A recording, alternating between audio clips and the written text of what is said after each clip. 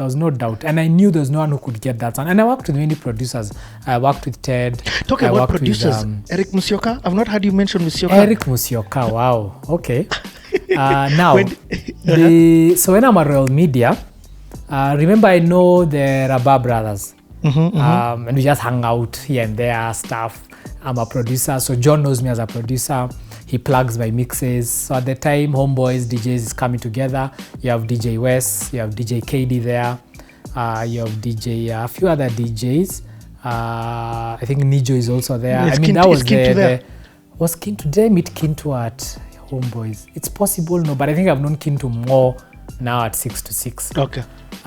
So anyway, eventually they said they want to start Homeboys Records.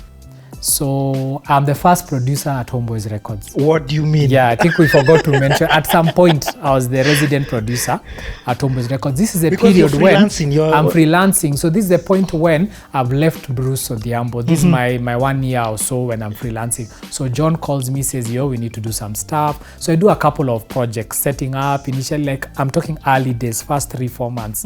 So this is when I get to meet Wes, I meet DJ Momo and Alisha, now they work there, a couple of people, and we're just hanging. There's really nothing, we don't know where this is going, but the core business was the DJ events, and they're the first people to franchise DJing. So Homeboys DJs would be at 10 clubs in one night. They're the first people to do, so it was not DJs, so it was Homeboys DJs, and they're in 10 venues.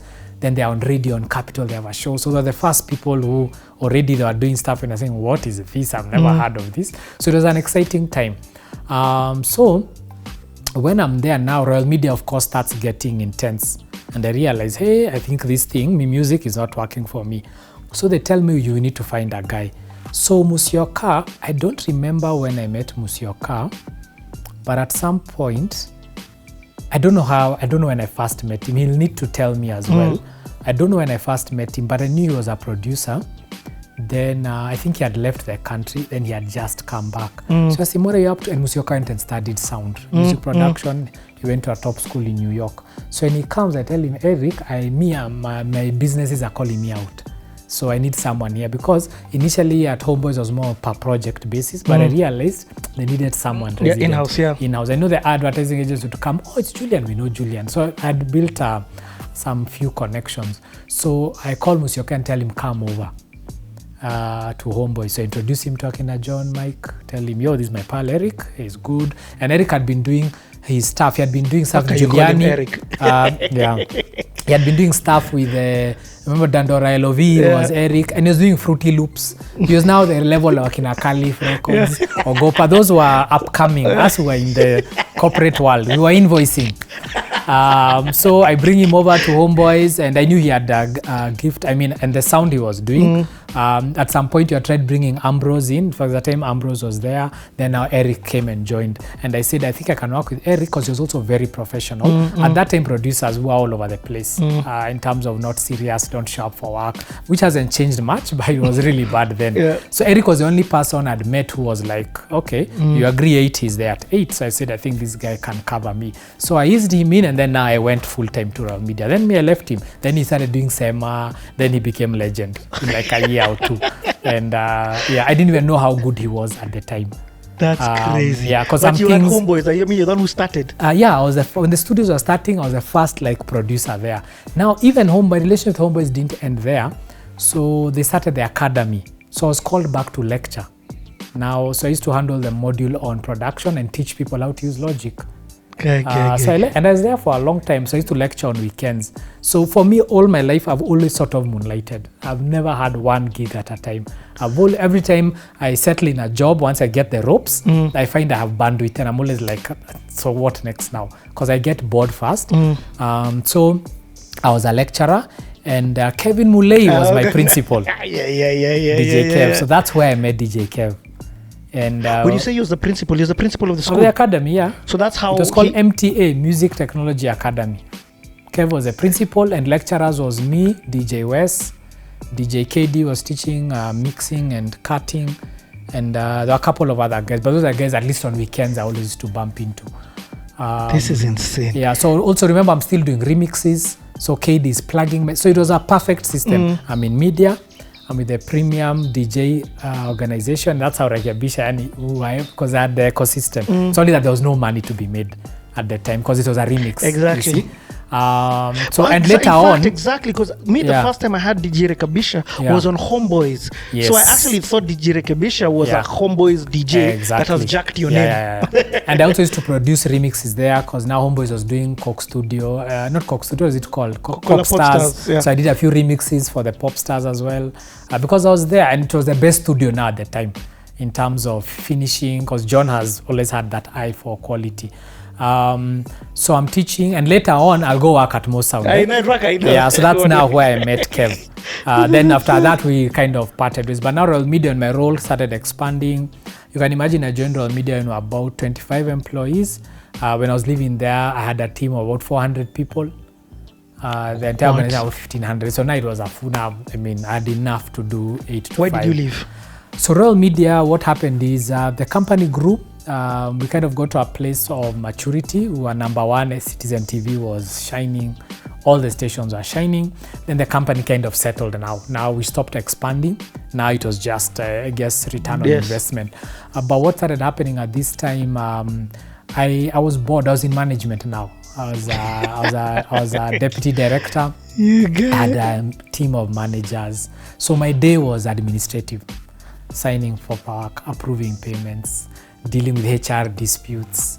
It was I was not creating, I was not producing, I was not doing anything creative. I was a manager now. Doing deep managerial work, doing strategy work, which of course now has become my career, but at the time I was like, what am I doing here? So I was doing a lot of moonlighting, but it was such a nice space. I was an integral part. Royal Media also felt I was there also because of heritage. They knew me from day one. We grew with them. So a part of me, I was permanent and pensionable. Yes. But my mind, I remember I would go home and I would be dead, feel like, what am I? This is not Julian. Me, I'm always on the edge of innovation. I'm always on the edge of creating new things. And what kept me engaged initially, we're always building a new station. We start at number 7 in the rankings, getting quarterly reports. You hit number 1. Then we hit number 1. Then tunaenda. So a point comes, the competition is not formidable. Yeah. So what I was doing, I was working at Royal Media, but I was doing so many things. And that's why I mentioned the story of the XYZ show. So now XYZ, after I wrote to them, XYZ was airing on Citizen TV, by the way. So I watched it and I told them I'm not feeling it. So Gado calls me and said, instead of sending me this long email, so you come on the next one, we see what we do. So I started attending XYZ production sessions. Before long, I became a writer. A writer? Yeah. Because this copywriting gig now. This copywriting thing now became a writing. You don't waste nothing. So I learned, I was excited. I learned how to write for TV. I learned how to write satire. And I started writing XYZ show. Because remember, I'm working in I thought you were going to tell me you're joining XYZ because of sound. Not yet. That was not the initial reason. It was writing. Because for me, it was just concepts, and I would say no. Because I was in media, I was exposed to politics. So I knew, no, that would not have happened. Moi, Kibaki, no, Kalonzo. Because I understood politics. Yes. So the writers we had, many of them were good writers, fictional and drama. But not understanding. But satire is a very different genre. So I started writing and working with them. Then remember, I was a creative, so I knew how to put things together. So after working on the show, I think after maybe a season, I used to hear the sound. Now I was noticing the sound. It was quiet because it's a puppet show. It's done on a green screen, so you have to create the universe. So one time I said, guys, let me work on this thing. So I go dust my studio. My studio has been sitting in a store. I go dust up my studio. I tell them, Ebu, give me this video clip. Let me go try something. So I go. Remember, in a past life, I'd done scoring for films, TV series, and everything. So I say, give me XYZ. So I go, I edit the audio, process the sound, put sound effects, ambience, background music, everything. Send it back. The show airs and guys are saying what in the world is that? So I'm told from now on, now. So I start doing sound. So not only you're a writer. Yeah, so I'm a writer and then I do all the music. So this time now I'm still at Royal Media, which is fine. So I go there during the day.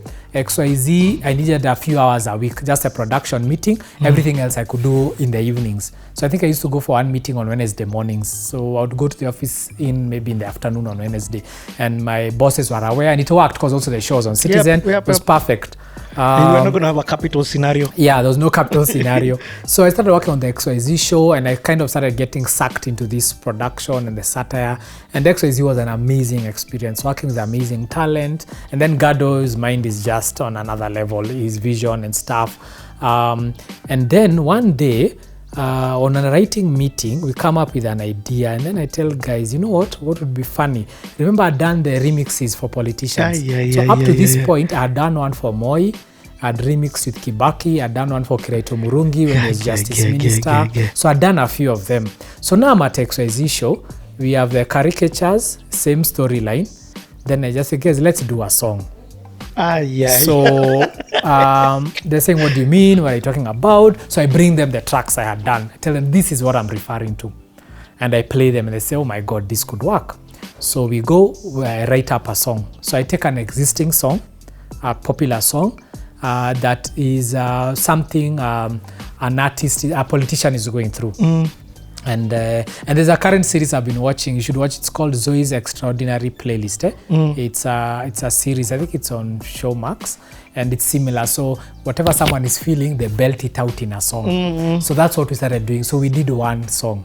I can't even remember which is the first track we did. Social media has just started. Facebook, Twitter, Kenyans are now getting on it. The show goes on air. Nobody remembers the show. Everyone says the song. People laugh because the lyrics, I mean, we had a ball. And you know, the beauty, all we used to do is simple. Like if we say something like, no woman, no cry, we'd just say, no vote, no cry. It's similar to the original, but of course we've tweaked. Then I'm plugged into all DJs in Kenya.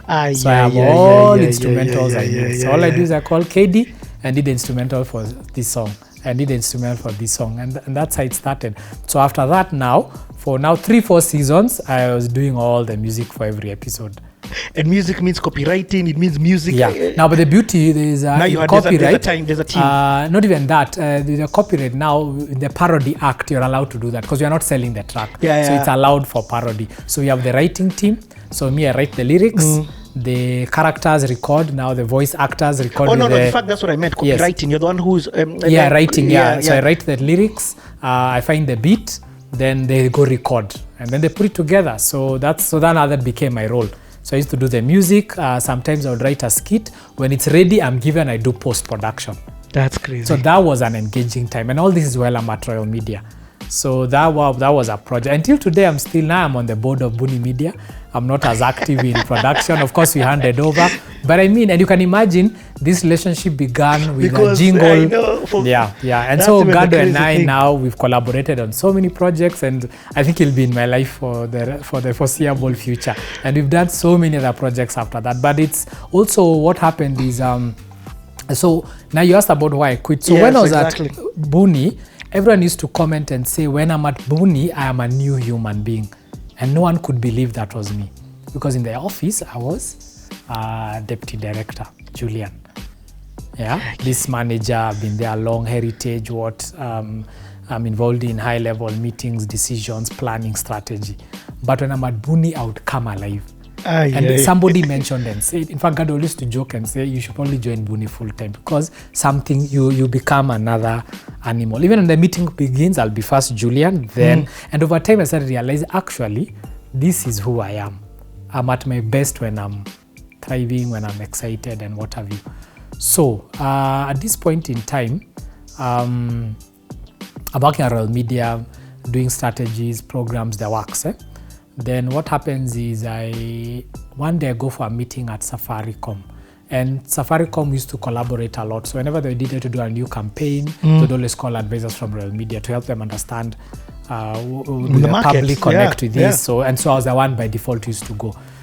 Because also in my team, I had the creative department, now the copywriters, people would come up with concepts for programming for clients, at the production team, now the producers, then the presenters now. So that was my department. So what would happen? One day I go in a meeting. There was a guy called Peter Arena at the time. He was the general manager. So he calls me into a meeting, and then then he says, Julian, today I just want you to sit with us. People are coming to pitch ideas, and then you'll tell us what you think. So that was awkward. So the agencies are coming in, who are normally my client at Royal Media. They're coming to pitch to client. They go, says, what do you feel? I tell him, that picture, that's not Kenya. That copy, that's too much English. Because remember, I was a writer now, and I understood content. And I think what I learned at Royal Media is how to get touch points, how to convert that into connecting with the audience. So what eventually happened is on one of those meetings, so I used to go regularly, I meet Kevin Muley.